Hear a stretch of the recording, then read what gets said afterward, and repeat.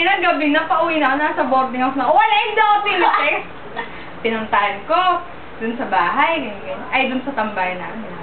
Sorry, ganyan daw, ganyan. Sa bahay nila, pinuntahan Hindi, sa board, ay sa tambayan namin. Oh. Tapos, umuwi kami alas G, sinatid niya ako.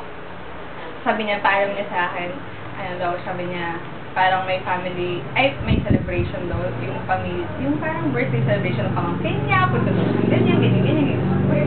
Pinyakin lang, pamilya yung kasama, pinyagan mo. Kaya ang tapos nakitext siya, may ginamit siyang number. Eh, ginukutuban na ako.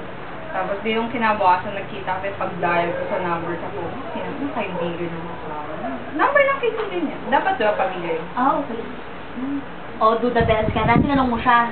Hindi ko na siya pinansin. Tapos di akala ko, di na siya pinansin. Nari ko, walk out ako.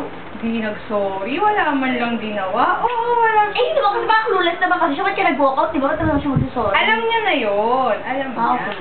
Tapos, hindi siya nag-sorry. Hindi ako isang buong gabi. Hindi siya nag-sorry. Iyak-iyak talaga ako. Nawag ko pa ba at mga kaibigan ko. Pasok na rin ako umiyak. Dun sa one day sila Jakey. Tapos kinabukasan, hindi ko kaya. Sabi ko, pag-break na, hindi ko kaya. Pinuntahan ko sa bahay.